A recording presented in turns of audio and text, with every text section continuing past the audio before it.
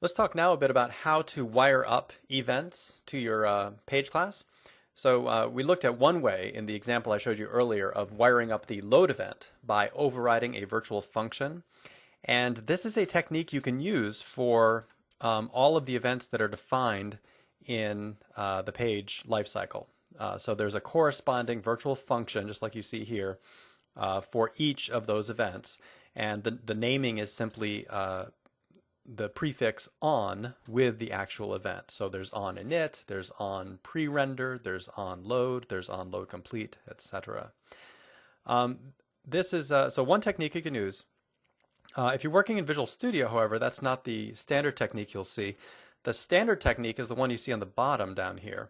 And this one is kind of less obvious, but all you need to do is create a function named page underscore and then the name of the event you want to add a handler for. And what happens when you do this is it will ASP.NET will implicitly subscribe that function via a delegate to the corresponding event in the page lifecycle. So you don't have to wire it up yourself. You don't have to override a virtual function. All you have to do is write a function that is named that. And this is a feature called Auto Event Wireup that is enabled by default, and it is the preferred model in Visual Studio 2008 as well as 2005. There are other techniques, by the way, just so you know, in case you run across them. You can also do this. You can also always access the event directly as members on your page class, because these are all simply .NET events defined on the system.web.ui.page base class. So you can always use the plus equal syntax to subscribe a new delegate, and you don't even have to allocate the delegate as a version 2. It'll just implicitly create it for you. So you can create your own functions in that manner if you like. So let's go ahead and try this. I'm going to go back to our demo here, and let's try adding another event handler. And just to keep it simple, let me try using that auto event wire up technique that I described. In fact, if you ever want to control that, you want to control the auto event wire up, you can specify here auto event wire up. And again, it defaults to true, so this is not strictly necessary. But if you wanted to disable it, you could turn it off by default by setting it to false. That was the default in 2003, by the way. It always generated the auto event wire up and set it to false because they preferred other techniques.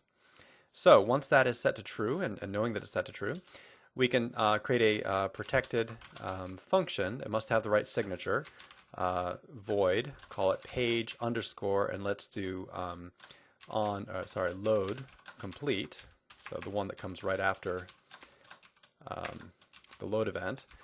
And the signature must be the standard event handler signature, passing an object reference, which is the sender, and an event args parameter, which are the parameters coming in from the sender. And inside of here, we could do something just like write to the response, just to get something out there. Page load complete called. Okay, so that's an example of wiring up an event handler using the auto event wire up mechanism and having it implicitly wired up to the corresponding event. So let's try launching that page, localhost hellocb.aspx. It's the right file. And notice at the top our page load complete event did in fact fire, and we were able to trap it. So you can use that technique to subscribe to any of the events just by prefixing the function name with the name capital P page.